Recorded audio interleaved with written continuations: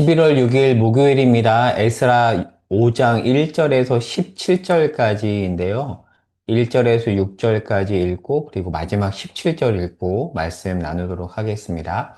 선지자들 곧 선지자 학개와 이또의 손자 스가랴가 이스라엘의 하나님의 이름으로 유다와 예루살렘에 거주하는 유다 사람들에게 예언하였더니 이에 스알디엘의 아들 수룹바벨과 요사닥의 아들 예수아가 일어나 예루살렘에 있던 하나님의 성전을 다시 건축하기 시작하며 하나님의 선지자들이 함께 있어 그들을 돕더니 그때 유브라데강 건너편 총독 다뜨네와 스달보스네와 그들의 동관들이 다 나와 그들에게 이르되 누가 너희에게 명령하여 이 성전을 건축하고 이 성곽을 마치게 하였느냐 하기로 우리가 이 건축하는 자의 이름을 아뢰었으나 하나님이 유다 장로들을 돌보셨으므로 그들이 능히 동사를 막지 못하고 이 일을 다리오에게 아뢰고 그 답장이 오기를 기다렸더라. 유브라데강 건너편 총독 다뜨네와 스달보스네와 그들의 동관인 유브라데강 건너편 아바삭 사람이 다리오 왕에게 올린 글의 초보는 이러하니라. 17절입니다. 이제 왕께서 좋게 여기시거든 바벨론에서 왕의 보물 현각에서 조사하사 과연 고레스 왕이 조서를 내려 하나님의 이 성전을 예루살렘에 다시 건축하라 하셨는지 보시고 왕은 이 일에 대하여 왕의 기쁘신 뜻을 우리에게 보이소서 하였더라. 아멘.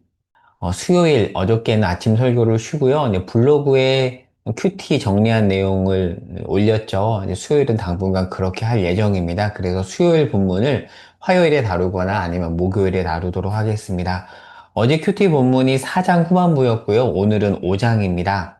이 내용을 잘 이해하기 위해서 연대를 정리하면서 보도록 하겠습니다. 지금까지 흐름을 보도록 할게요.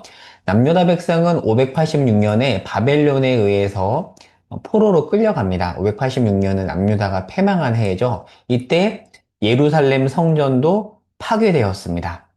자, 그리고 50년 만에 페르시아에 의해서 남유다 백성들이 본국으로 귀환을 합니다.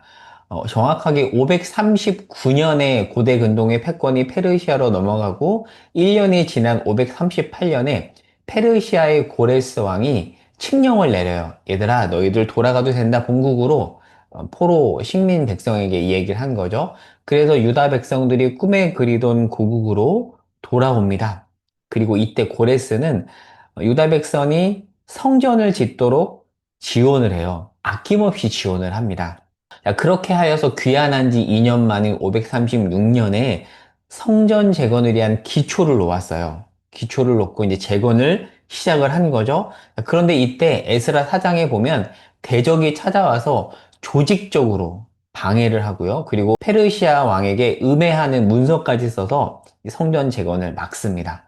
대적의 반대와 그리고 귀한 백성의 낙담으로 성전 재건은 무려 520년까지 16년 동안 중단이 됩니다. 꽤 오래 중단이 되죠.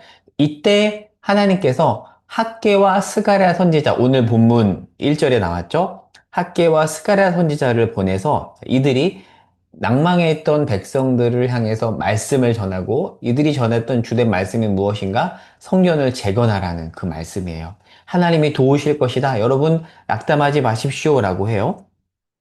자, 그래서 520년에 성전 재건이 다시 시작이 됩니다. 자, 어제 본문 4장은 대적의 반대에 대한 이야기고 오늘 본문 5장은 성전 재건이 선지자의 동료로 다시 시작되는 이야기입니다. 자, 성전 재건이 지금 시작되는 시점인데요. 이때 왕은 누구인가? 다리오입니다. 다리우스. 다리우스가 누구냐면 에스더 남편인 아하수에로 왕의 아버지입니다. 이 다리오는 522년에 즉위하거든요. 그의 주기 통치 2년 차인 520년에 재건을 시작합니다. 자, 여기서 하나 짚고 넘어갈게요. 522년에 다리오가 즉위하고 2년 차인 520년에 재건이 시작이 되는데 522년을 1년 차로 본다면 520년은 주기 3년이죠. 그런데 지금 왜 제가 2년이라고 했냐면 제가 8월 12일 특강 때 한번 나누었어요. 저희 교회 유튜브 채널에 있습니다. 주기년 개념과 비주기년 개념이 있습니다. 주기년 개념으로 계산을 하면 통치 첫 해를 1년으로 보지 않아요. 그런데 비주기년 방식으로 계산을 하면 통치 첫 해를 1년으로 계산합니다. 그런데 페르시아는 주기년 개념으로 왕의 통치를 계산했어요.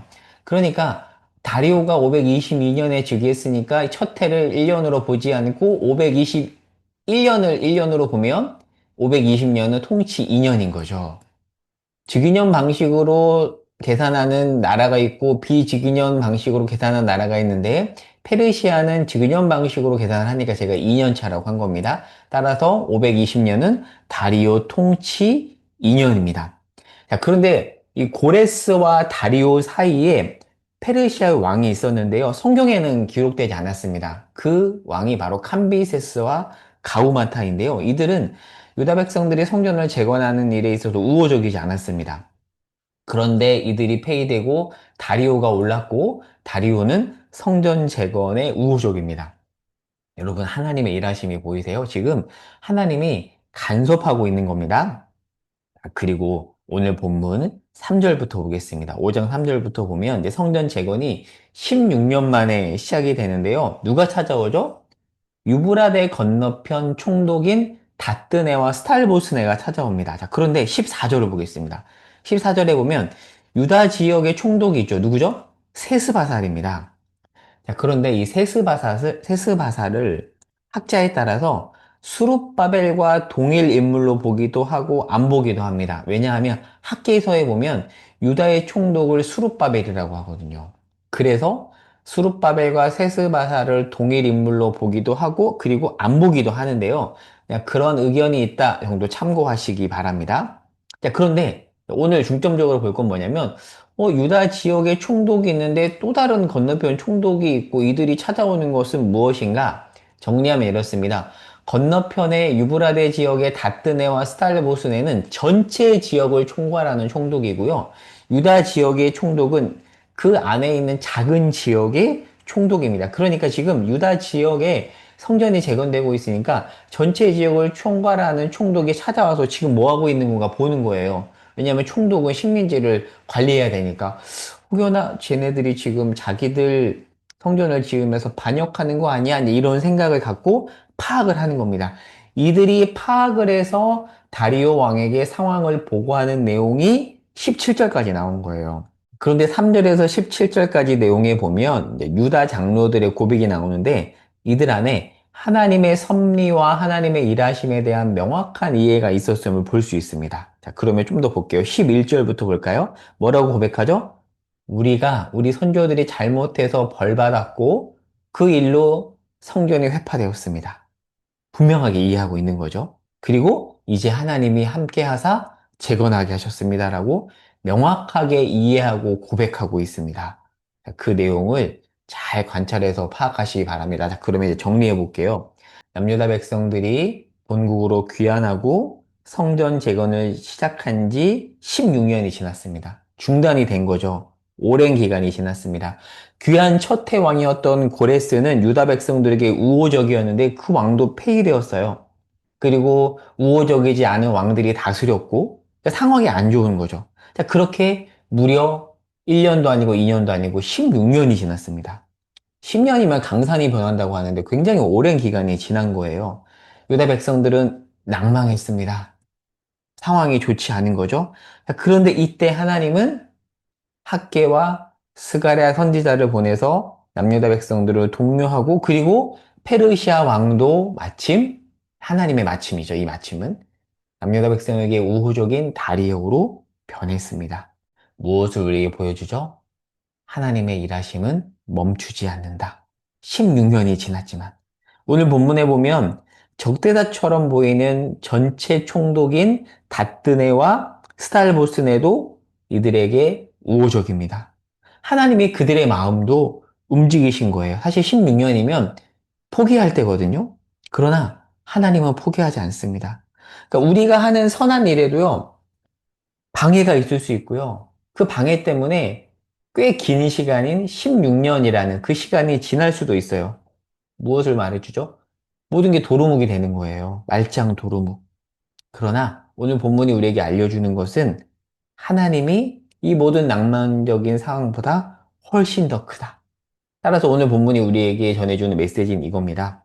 하나님이 좋지 않은 상황, 대적보다 더 큼을 알고 낙심하지 말고 계속해서 선한 일을 행해라. 이 말씀을 정리하면서 떠오른 말씀이 갈라디아서 6장 9절인데요. 읽어볼게요. 우리가 선을 행하되 낙심하지 말지니. 선을 행하다가 낙심이 찾아와요. 왜요? 우리 뜻대로 되지 않고 대적의 반대가 있거든요. 낙심이 찾아옵니다. 그러나 낙심하지 말래요. 그리고 포기하지 아니하면 때가 이름에 거두리라라고 말합니다. 마음이 지치고 때로는 오해를 받고 우리가 했던 모든 수고가 헛된 것처럼 느껴질 때 이 말씀을 줍니다. 낙심하지 말래요. 하나님은 우리의 아주 작은 선한 일도 잊지 않으신대요. 그러니 낙심하지 말라고 합니다. 그리고 중요한 표현이죠. 때가 이름에. 이때는 하나님의 때입니다. 우리가 볼 때는 늦어요. 16년이 지났습니다. 그러나 하나님의 시간은 결코 지연된 적이 없습니다. 하나님의 때에 열매는 반드시 맺혀지니 우리는 선을 행하되 낙심하면 안 됩니다. 낙심이 찾아오죠. 사역하다 보면 저도 씨를 뿌리다 보면 낙심이 무수히 많이 찾아옵니다. 그런데 낙심하지 말라고 합니다. 포기하지 말라고 합니다. 여러분, 선을 행하다 낙심하셨습니까? 포기하지 마시기 바랍니다. 때가 이름에 거둘 것입니다. 오늘 본문이 우리에게 주는 메시지입니다. 이 말씀으로 힘을 얻고 오늘 하루 낙심하지 말고 계속해서 선을 행하는 그런 날이 되기를 소망합니다. 기도하겠습니다. 하나님, 선을 행하되 낙심하지 말라고 합니다. 그런데 우리는 낙심하며 살아갑니다. 오늘 말씀을 붙잡습니다. 낙심하지 않겠습니다. 계속해서 선을 행하겠습니다. 하나님을 바라봅니다. 하나님의 때를 기다립니다. 오늘 하루 그 하나님의 때를 기다리며 선을 행하겠습니다. 오늘 하루를 주께 맡겨드리며 예수님의 이름으로 기도합니다. 아멘.